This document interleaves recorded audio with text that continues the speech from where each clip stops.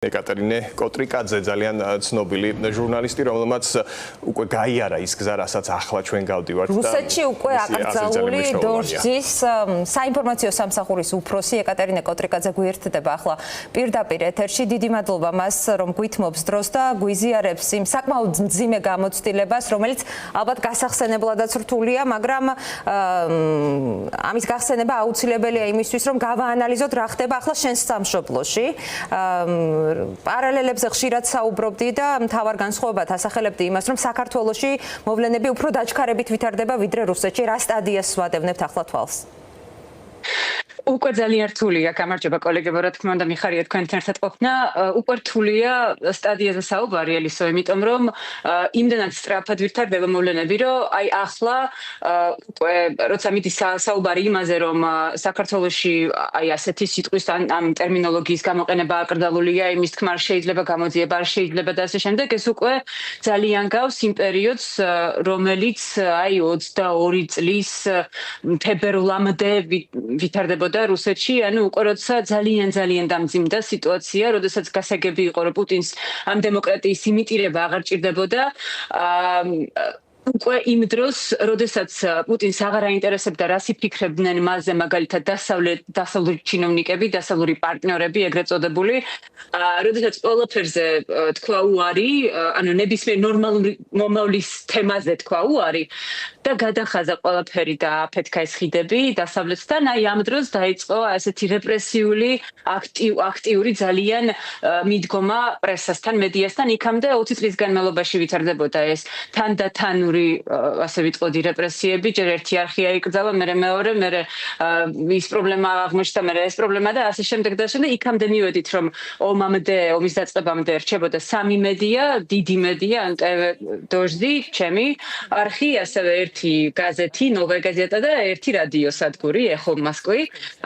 და ეს სამივე, რა თქმა უნდა, ეგრევე მოისპო, როგორც კი პუტინმა გადაწყვიტა, რომ მას აი ეს ინტერესი აღარ ქონდა, ხო, აი ამ დემოკრატიის იმიტირება გავიმეორებ, ასე რომ ძალიან შოკის მომღრელია სიმართლე გითხრათ კოლეგებო ის ეტაპი, რასაც ახლა ვადევნებთ თვალყურს. ხო, რაც უკვე ვნახეთ რუსეთის მაგალითზე, ეკატერინა, ანუ ჩვენ ვიცით ამის ფინალი რა არის. ეს არ არის ვარაუდი, ხო, კონკრეტული ხელშესახები მაგალითი გვაქვს, არა მხოლოდ რუსეთის შემთხვევაში. და შენც აღნიშნე, საქართველოში ეს ბევრად სწრაფად ხდება. რამ გამოიწვია, რა იყო ამის ფაქტორები, რომ ასე დაჩქარდა პუტინის რუსეთისგან განსხვავებით ივანიშვილის საქართველოში მედიის გაქრობის სპეცოპერაცია? აქ რა თქმა უნდა ძალიან ბევრი მიზეზი შეიძლება იყოს. პირველი ყოველთვის როცა სახელმწიფო ებრძვის მედიას, ეს იმას ნიშნავს, რომ სახელმწიფოს ეშინია მედიასი. ანუ ეს ყველგან ასე ხდება, ეს არ არის რუსეთის მაგალითი მხოლოდ ან საქართველოსი, მთელს მსოფლიოში, როდესაც იწყება ომი პრესასთან, ეს იმას ნიშნავს, რომ ხელისუფლებას, პარლამენტს თუ პრეზიდენტს თუ პრემიერ-მინისტრს ეშინია ჟურნალისტების. ეს იმას ნიშნავს, რომ ხელისუფლება გრძნობს, რომ აი ეს სიმართლე, რომელსაც თქვენ ამბობთ ყოველდღე ეთერში, შეიძლება პრობლემები შეუქმნას მას, ხელისუფლებას. და ამიტომ პირველი ნაბიჯი, ანუ ნებისმიერ ავტოკრატულ რეჟიმს პირველი იდეა, რაც უჩნდება თავში, არის პრესასთან ბრძოლა. და ამიტომ ეს უბრალოდ იმის მანიშნებელია, რომ შესაბამისად ხელისუფლებას აქვს რაღაცა პრობლემები, ანუ გრძნობს, რომ შეიძლება პრობლემები დაეწყოს, ან დაეწყო უკვე, რა თქმა უნდა, ჩვენ ვხედავთ საქართველოში მასიურ მიტინგებს, მასშტაბურ მიტინგებს, გრძნობს, რა თქმა უნდა, ეს ჟურნალისტების საქმიანობა, ეს გაშუქება, ეს გამოძიებები, ეს ყველაფერი, რა თქმა უნდა, მის რეიტინგზე მოქმედებს, ხალხი სვავს კითხვებს და პირველი ნაბიჯი არის აი ეს შესაბამისად პრესასთან ომი, ხო? მეორე, აი შენ გურამ მეკითხება, რატო ასე სწრაფად, მეორე მიზეზი შეიძლება იყოს ის, რომ რაღაც გარანტიები მიიღეს შეიძლება მოსკოვიდან, რომ თქვენ შეგიძლიათ აი ასე აქტიურად, აგრესიულად იმოქმედოთ, ჩვენ თქვენთან ვართ. აი ეს ჩემი ვარაუდია, თქო, მე არაფერი არ ვიცი ამ თემაზე კონკრეტულად, მაგრამ მეც მიკვის ხანდახან, რომ აი ასე სწრაფად, ასე აგრესიულად რატომ მოქმედებენ, სავარაუდოდ რაღაცა იციან, რაც ჩვენ არ ვიცით. რა შეიძლება ნიშნავდეს ეს ჩვენ თქვენთან ვართ, იმიტომ რომ ჩვენ არაერთი ყოფილი ძალოვანი თუ ექსპერტი მოქმედი გვიყვება რამდენად ძლავრია რუსული გავლენა მათ შორის სპეცსამსახურებზე. აი ჩვენ თქვენთან ვართ და ბოლომდე მედიას გადაუაროს ოცნებამ ეს რა სიგნალია, რა შეიძლება ამის ქვეშ იყოს მოიაზრებოდ? არა მარტო მედიას ელისო, ხო, და კვირდი რა ხდება არასამთავრობო ორგანიზაციებთან, აქტივისტებთან, ნებისმიერ ადამიანებთან, ვინც თვლის, რომ აი საჭიროა საქართველოში დემოკრატიის დაბრუნება ან აშენება, როგორც თქვენ ჩათვლით საჭიროთ ისე თქვით. ჩვენ თქვენთან ვართ ნიშნავს იმას, რომ თუ მოვლენები განვითარდება ისე, რომ საქართველოს ხელისუფლება ვეღარ გააკონტროლებს სიტუაციას, ამ შემთხვევაში შეიძლება ვერაფერს ვეღარ გამოვრიცხავთ, ხო? აი შეიძლება რუსეთმა რაღაცა ხო მონაწილეობა მიიღოს შიდა მოვლენებში. თქვენ იცით რა, ერთი წლის წინ მაგალითად ამ თემაზე რო გვესაუბრა, იტყოდით, ან მეც ვიტყოდი, მე პირადად ვიტყოდი, რომ აი ეს პერსპექტივები არის აბსოლუტურად აი წარმოუდგენელი, ასე რაღაცა შეუძლებელია რომ მოხდეს. ხო, მაგრამ დღეს, როდესაც ჩვენ ვუყურებთ იმას, რაც ხდება, რომ აი ოპოზიციის ლიდერებს იჭერენ და ეგრევე ციხეში და აი ჟურნალისტები ციხეში, როდესაც აკრძალვები იმაზე, ნებისმიერი სიტყვა შეიძლება პრობლემა გახდეს, უკვე აღარაფრის გამიკვირდება. რა თქმა უნდა, აი ეს ვარიანტი, როდესაც რუსეთი უშუალოდ ერევა საქართველოში მოვლენებში ძალიან არასასურველია მოსკოვისთვისაც კი. არასასურველია, მაგრამ ეს ვარიანტი რა თქმა უნდა განიხილება და დააკვირდით რუსული ოფიციალური სტრუქტურები რამდენად აქტიურად ადევნებენ თვალყურს, მიუხედავად იმისა, რომ მათ თავიანთი ომი აქვს უკრაინაში, ძალიან აქტიურად ადევნებენ თვალყურს იმას, რაც ხდება საქართველოში. და სტატიებს წერენ და რაღაც საშინელ, რა ვიცი, იდეებს გვთავაზობენ, ეს იმას ნიშნავს, რომ მათთვის მნიშვნელოვანია, ეს ყველა მიცის ძალიან მნიშვნელოვანია და საქართველოში ხო თავიანთი პოლიტიკის გაყვანა, ასე რომ არაფერს არ გამოვრიცხავ. ხო, თან შენ აღნიშნე ეკატერინა, რომ კომპლექსურია ეს შეტევა, სხვადასხვა სფეროს მოიცავს, მოკლედ არაერთი ფრონტია და ერთდროულად ხდება ეს ყველაფერი და მედიის შემთხვევაში კანონები ეს ერთი ეტაპია, მანამდე ნახეთ ჩვენ თავდასხმები პირდაპირ ეთერში ჟურნალისტებზე და სხვადასხვა ფორმით დაშინების და გაჩუმების მეთოდების გამოყენება, რაც იგივე ხდებოდა რუსეთში. ამან როგორც ჩანს, ბოლომდე არ გაამართლა და ახლა კიდევ დამატებით უკვე კანონის ძალით ცდილობენ რომ დაგვადუმონ. ეკატერინა, მე მახსოვს არ დამავიწყდება ეს კადრი. სატელევიზიო ჟურნალისტებს ზოგადად ასე ვამბობთ ხშირად, რომ სხვა მეხსიერება გვაქვს, გვამახსოვრდება კადრი. და ერთ-ერთი ბოლო ჩართვა რუსეთიდან შენ მქონდა ჩემს ეთერში, სადაც ცრემლები ვერ შეიკავე და უკვე იცოდი რომ მეც კარგად მახსოვს. ხო, უკვე იცოდი შენ რომ იქ ვერ დარჩებოდი, შენი სიცოცხლის ფასი ღირდა უკვე იქ დარჩენა და ხო, რა მინდა კითხო, დღეს სადაც ვართ ჩვენ და რაც შენ უკვე გაიარე სხვა ქვეყანაში, როგორც გამოცდილ პროფესიონალს მინდა შენი გულწრფელი ემოცია და ანალიზი გავიგო იმასთან დაკავშირებით, რა იქნება შენი რჩევა. ახლა ჩვენ გვაქვს მედია სივრცეში დისკუსია, როგორ უნდა მოვიქცეთ, უნდა დავემორჩილოთ ამ რეგულაციებს, აღარ ვთქვათ რუსი ოლიგარქი, არალეგიტიმური მთავრობა და ასეთ რეჟიმში განვაგრძოთ მუშაობა, თუ არსებობს მეორე გზაც. აი შენი უკვე გამოცდილი პროფესიონალის დაკვირვება დღევანდელი გადასახედიდან რა გამოსავალს გვთავაზობს? იცი, როდესაც ჩვენ დოჟდი გამოაცხადეს უცხოეთის აგენტად რუსეთში, ეს იყო ომამდე. მაშინ ჩვენ შევიკრიბეთ კოლეგები ნატაშა სინძიევასთან და მარსებელთან დოჟდის და ვისაუბრეთ იმაზე, თუ როგორ უნდა მოვიქცეთ, დავემორჩილოთ თუ არა. ზუსტად ეს დისკუსია მაშინ შედგა. და ბოლოს იქამდე მივედით, რომ უნდა დავემორჩილოთ, იმიტომ რომ თუ არა და ეგრევე დაგხურავენ რა აზრი აქვს. ანუ რუსული სისტემის ძალა იყო იმდენად დიდი, რომ არაფრის საშუალება არ გქონდა. სანამ გვაძლევდნენ საშუალებას, რომ ჩვენ გვემუშავა თუნდაც აი ამ კანონით, თუნდაც უნდა გვეთქვა 10,000 ჯერ დღეში, რომ უცხოეთის აგენტები ვიყავით და ეს პლაშკები უნდა დაგვედო ეთერში და ასე შემდეგ, მაინც ჩვენ მაშინ გადავწყვეტეთ, რომ ჯობს ასე, ვიდრე არანაირად. მაგრამ ნუ ხარ ხედავთ სად ვარ დღეს, ხო? ეს იყო ერთ-ერთი ნაბიჯი ომამდე, ანუ ომისკენ მიმავალი ნაბიჯი და ომი რა თქმა უნდა დაიწყო და მაშინ უკვე არაფერს აზრი აღარ ქონდა და გხურეს ერთი კვირის განმავლობაში. მე არ შემიძლია რომ გირჩიოთ პირდაპირ, რომ აი თქვენ უნდა დაემორჩილოთ. იმასაც ვერ გირჩევთ, რომ არ დაემორჩილოთ, იმიტომ რომ შეიძლება ძალიან ცუდი სიტუაცია შედგეს თქვენთვის. მე მგონია ყოველთვის, რომ ჟურნალისტმა უნდა აკეთოს თავისი საქმე იქამდე, სანამ შეუძლია, იმიტომ რომ თქვენ ხართ პასუხისმგებელი ადამიანები იმ დიდ აუდიტორიაზე, რომელიც თქვენს გარეშე ვერ გაიგებს სიმართლეს. იქამდე სანამ შეგიძლია თუნდაც ფორმალური რაღაც მოთხოვნები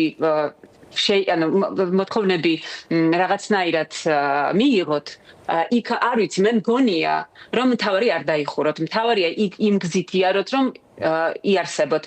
თუ არის იმის საშუალება, რომ ეს ყველაფერი არ თქვათ, არ დაემორჩილოთ, რა თქმა უნდა, უკანონო და საერთოდ აბსოლუტურად საზიძღარ ხელისუფლების სიტყვას, თუ შეგიძლიათ რომ არ დაემორჩილოთ და დარჩეთ ეთერში, რა თქმა უნდა, ასე უნდა მოიქცეთ. მაგრამ თუ არა, ხანდახან კომპრომისი არის საჭირო იმისთვის, რომ არ დატოვოთ თქვენი აუდიტორია. არ ვიცი, რამდენად დაგეხმარებათ ეს ჩემი აზრი. ცხადია, ხო, მესმის შენი პოზიციის, რომ რჩევა ახლა ძალიან რთულია, თუმცა ეს კომპრომისი თავისთავად მოიაზრებს იმას, რომ ფაქტობრივად ჟურნალისტიკის გაუქმებასა და ცენზურას უნდა დათანხმდეს მედია, იმიტომ რომ რასაც ქართული ოცნება და რეჟიმი, ჩემი აზრით რეჟიმი, გვთავაზობს, ეს არის ანტიჟურნალისტიკა, იმიტომ რომ ის რაც არის სიმართლე, შენ არ უნდა თქვა, რომ ეს არის ასე.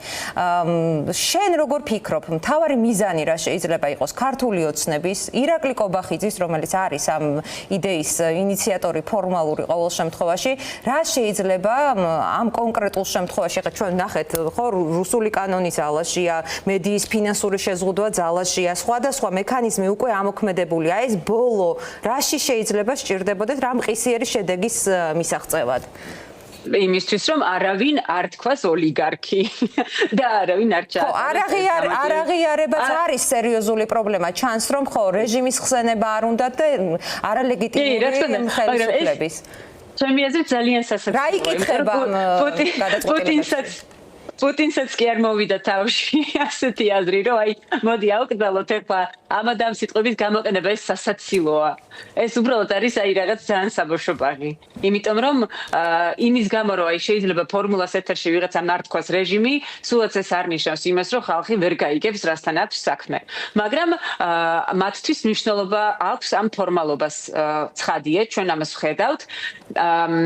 მათთვის რთულია, რომ აი ეს სიტყვა რეჟიმი ან ოლიგარქი ან ამასთან დაახლოებული სიტყვები და ტერმინები არ გახდეს სახალხო, ხვდებით რას ვამბობ? რომ აი უკვე ყველა ამბობს, ну აი ასე ამბობს ყველა. და ხედავენ, რომ ამდენი ხალხი გამოდის ქუჩაში, ამდენი ხალხი არის უკმაყოფილო და ყველა ამბობს აი ამ სიტყვებს და ამ ტერმინებს ხმარობს. მათთვის მნიშვნელოვანია, რომ ეს არ გახდეს სახალხო ნორმა. რომ არ იყოს ყოველდღიური აი ასეთი მათი უკვე დაგვიანებულია ჩემი აზრით. ხო, რა თქმა უნდა, გეთანხმები აბსოლუტურად, მაგრამ ფაქტია, რომ აი ამას ცდილობენ. კიდევ ერთხელ მინდა გავიმეორო, რომ აი შეიძლება ეს აბსურდული მოთხოვნები თქვენთვის არ არის ეს პრინციპი ალბათ. ან თუ არის, მაშინ იბრძოლეთ იმისთვის, რომ ეს არ გამოიყენოთ და არ თქვათ, არ დაემორჩილოთ ამათ. მაგრამ რა იქნება მათი შემდეგი ნაბიჯი? აი ამას გულისხმობ, ხო? ეს იქნება ალბათ სასამართლო პროცესები, ეს იქნება ჯარიმები, ეს იქნება ყველანაირი იმისკენ გზა, რომ თქვენ დაფხურონ. და თქვენ უნდა გქონდეთ ძალიან ზუსტი გეგმა. ძალიან ზუსტი. უნდა იცოდეთ ზუსტად რას აკეთებთ. და კიდევ უნდა გახსოვდეთ, რომ მაგალითად დოშს ახლა მე ჩემ თავს ვეუბნები, ხო, სხვა არგუმენტს და თქვენს გეუბნებით, რომ იმ დროს, როდესაც დოშს არ ქონდა სხვა საშუალება და სხვა გამოსავალი არ ქონდა და დამორჩილება იყო ერთადერთი, რაც შეგვეძლო, ხო, იმ მომენტში, იმიტომ რომ ჩვენ გვჭირდებოდა ეთერი და აუდიტორია. აუდიტორიას ვჭირდებოდით ჩვენ.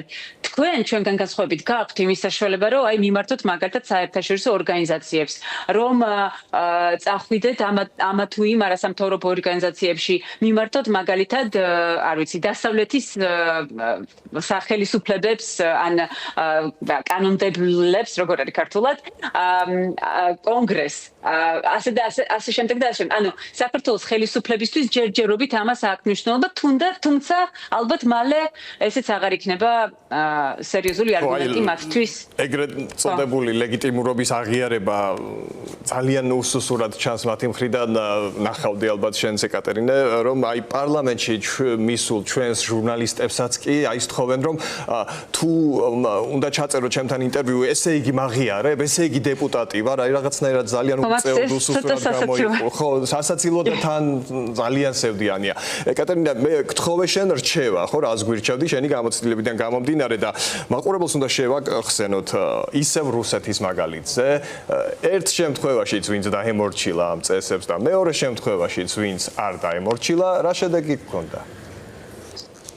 ჩვენ ბოლოს მართალი ხარ, თუ სწორად გავიგე შენი კითხვა, არ დავემორჩილეთ იმას, რომ რუსულმა ხელისუფლებამ გითხრა, რომ თქვენ უნდა აღიაროთ მხოლოდ რუსული ჯარი, უნდა აღიაროთ მხოლოდ რუსული ოფიციალური ინფორმაცია, მხოლოდ ჩვენი ციტირება არის შესაძლებელი და უკრაინის ციტირება, უკრაინის მხარის ციტირება საერთოდ აკრძალულია.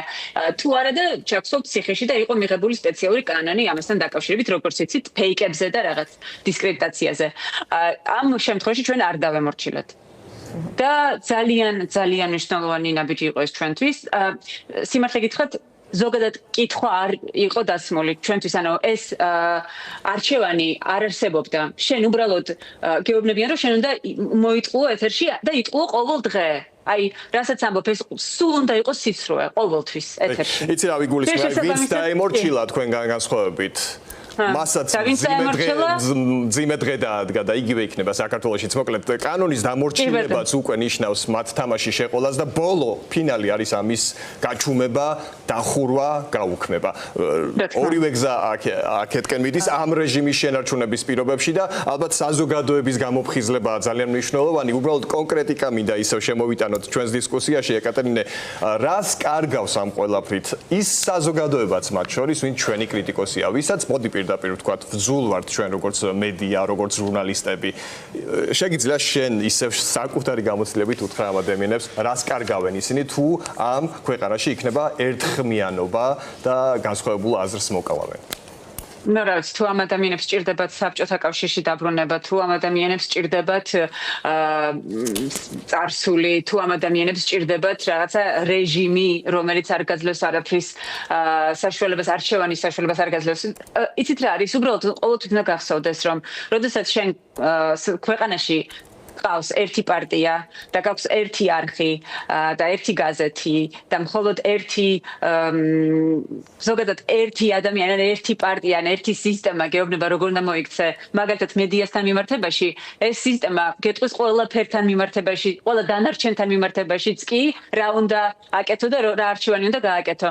ანუ ის რომ საქართველოში არსებობს და როგორც ქვეყანაში, ნებისმიერ ქვეყანაში არსებობს ბევრი სხვადასხვა მედია, ეს იმას ნიშნავს, რომ ყველაფერში გაქვს თავისუფლება, ну, ზოგადად ესეა ხოლმე, ხო, ყველაფერში გაქვს თავისუფლება, რომ შენ ხარ ადამიანი, რომელსაც შეუძლია გადართოს არხი, რომ ან გამორთოს, ან წაიკითხოს სხვა ტექსტი, ან ის ტექსტი, ან ეს სტატია, ან მოусმინოს სხვა რადიოს. ეს უბრალოდ იმის მაჩვენებელია, რომ შენ, როგორც მოქალაქეს, გაქვს არჩევანი. იმაზე კი არა ლაპარაკი, მოგწონს ფორმულა თუ არ მოგწონს იმედი თუ არ მოგწონს, ეს იმაზეა ლაპარაკი ახლა. საქართველოში, რომ შენ უნდა ქონდეს, შენ გინდა იყო თავისუფალი, ნებისმიერ ადამიანს უნდა იყოს თავისუფალი, ხო? აი რომ იბადება ადამიანი, მას უნდა იყოს თავისუფალი. როდესაც შენ გართმევენ ამ თავისუფლებას, ეს არ არის შენთვის კარგი ამბავი. და ჩვენმა კრიტიკოსებმაც, ვისაც შესაძლოა დღეს უხაროდეს ჩვენი დახურვა, უნდა იცოდნენ, რომ ადრე თუ გვიან მათ დასჭირდებათ რაღაც პრობლემასთან დაკავშირებით, საკუთარი აზრის, საკუთარი ხმის მიწვდენა საჯაროდ ვიღაცისთვის და ეს უბრალოდ შეუძლებელი. კატია, ძალიან ცხელი თემის მაგალითზე მინდა გკითხო. აი რუსეთში ახლა სადაც თავისუფალი მედია დახურულია, სადაც ჩვენაირი ჟურნალისტების წინააღმდეგ საქმეებია აღძრული, როგორ შუქდება უკრაინის ძალიან წარმატებული ოპერაცია, მაგალითად იმედის ვებგვერდზე რამდენიმე საათის განმავლობაში ამის მონიტორინგიც ხორციელდებოდა, არ გამოჩნდა ინფორმაცია დრონებით განხორციელებული მართლაც შთამბეჭდავი იერიშის შესახებ. აი ამ მიმართულებით რა დაუმალა მოსკოვმა საკუთარ ხალხს? ოპერაცია ქსელი, ხო? არაფერი უთქვამთ ფედერალურ ეთერში, ну თითქმის არაფერი ყოველ შემთხვევაში არ მინახავს. ბლოგერებმა და Z აი კორესპონდენტებმა, ომის კორესპონდენტებმა ასე ვთქვათ, გააშუქეს ისე რომ აი ძალიან გააკრიტიკეს რუსული მთავრობა დაადასტურეს რომ ეს ოპერაცია იყო ძალიან პროფესიონალური და ძალიან სავსებით კარგი უკრაინისთვის. პრეტენზიებიც კი გამოთქვეს რუსული ჯარის მიმართ, მაგრამ ოფიციალურად, აი წარმოიდგინეთ, რომ ეს ბლოგერები ახლა Telegram არხებზე, ну, ვიღაცისთვის წერენ, მაგრამ მათ ნუ რამხელა აუდიტორია ექნებათ, ეყოლებათ ხო ალბათ 200,000 ვიღაცას ზოგს 10,000-20, მაგრამ მილიონები უყურებენ ტელევიზორს. აი სატელევიზიო ეთერში ფედერალურ არხებზე არის საუბრებს ამ თემაზე, იმიტომ რომ ну როგორ უნდა ისაუბრონ რაც რასაკვირველია მათთვის ეს იქნებოდა დიდი გამოწვევა, იმიტომ რომ ზოგადად პრობლემებზე თუ რუსეთში რამე პრობლემა არსებობს, რუსულ არხებზე ამას ვერ გაიგებ და ვერასდროს ვერაფერს იტყვიან. ამიტომ აი ასე კი ნამდვილად როგორც იმედმა არ გააშუქა პირველმა არხმა. კი, და ცოტა მოსყინდა ალბათ მაყურებელს მუდმივად ამაზე ვაპელირებ, მაგრამ საინტერესო მაგალითია, რომ აი მაგალითად ჩემზე თავდასხმა ამ დრომდე 6 თვის მერე იმედს კადრად არ უჩვენებია საერთოდ. არ შეიძლება ჩვენ ვაჩვენეთ გორამ. კი, ყველა მარჩვენა საერთოდ. და სტუდიაში მაკაჩი ხვაძეს ყავს მაგალითია იმის, რომ რა რეჟიმში მოგვიწევს არსებობა ამ ქვეყანაში თუ გაქრება კრიტიკული მედია. გურამ როგავაზე და მაკაჩი ხვაძეზე მის ოპერატორზე თავდასხმა ამ დრომდე გამოუძიებელი და უსჯელია. ეს არის ის რეალობა, რომელშიც გვიწევს ცხოვრება და ის რა კანონებიც დღეს ძალაშია უკვე. ასევე არანაირ გარანტიას არ იძლევა, რომ ხვალდასე კიდევ უფრო ბრუტალურ რამე მექანიზმად არ გადაიქცევა. ასეთია ყოველ შემთხვევაში პრაქტიკა, რომელიც რუსეთში მივიღეთ. გავარკვიეთ ჩვენგან ის, რომ ძალიან ბევრი მსგავსების ფონზე არის განსხვავებაც, რომ პუტინსაც კი არ მოსვლია თავში აზრად სიტყვების და ფრაზების აკრძალვა. კატია, რამეს ხო არ დაამატებდი? ნუ გარდა იმისა, ელისო, რომ პუტინმა აკრძალა სიტყვა ომი ომის დასაწყისში. ეგ ნამდვილად იყო და ახლა თვითონ ამბობს ამ სიტყვას სულ რაღაც რავი ერთი კვირის წინ ახსენა მაგალითად სიტყვა ომი. ამ აკრძალვამ იმუშავა ისე რომ რამდენიმე ჟურნალისტი, რამდენიმე პოლიტიკოსი, ილია იაშინი მაგალითად და სხვები იყვნენ დაჭერილები ჩასვეს ციხეში, მაგრამ ეს არ იყო მხოლოდ ამ სიტყვასთან დაკავშირებული დაჭერები, ეს რა თქმა უნდა პოზიციასთან დაკავშირებული დაჭერები იყო, მაგრამ აი ამ მასშტაბით რაც ახლა საქართველოში ხდება რომ აი ოლიგარქი რეჟიმი და ასე შემდეგ ტერმინოლოგია აიკრძალა, ასეთი მე რუსეთში არ მინახავს.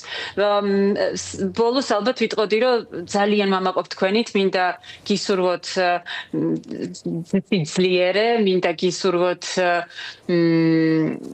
რა ვიცი, აი სიამაყე, რომელიც ყოველთვის ქონდა ნამდვილ ჟურნალისტიკას, რომელიც გაქვთ თქვენ, ძალიან ბევრი ადამიანს ვიცნობ საქართველოში, ვინც მიუხედავად ყველაფრისა აკრძალებს თავის საქმეს, მიუხედავად ყველაფრისა მიდის იქ, სადაც შეიძლება იყოს პრობლემა, სახიფათო იყოს ამბავი, მაგრამ მაინც აშუქებს და ძალიან მინდა გისურვოთ good luck. მადლობა. ასეთი პროფესიონალისგან, რომელიც ასხივებს პრინციპულობას, ძალიან საამაყო და სასიამოვნოა სურვილების, მსგავსი სურვილების მოსმენა. და ჩვენთვისაც, რა თქმა უნდა, პირადად ჩემთვის შენ ხარ არდანებების სიმბოლო და მოტივაციის მიმცემი, ასე რომ მადლობა ამისთვის. ძალიან დიდი მადლობა ეკატერინე კაძე ჩაგვერთო პირდაპირ ეთერში და ისაუბრობდა ჟურნალისტებზე, რომლებიც არნებდებიან და ისევ მიდიან იგივე ადგილას, სადაც მათ უკვე წინასწარ იციან, რომ საფრთხე ემუქრებათ.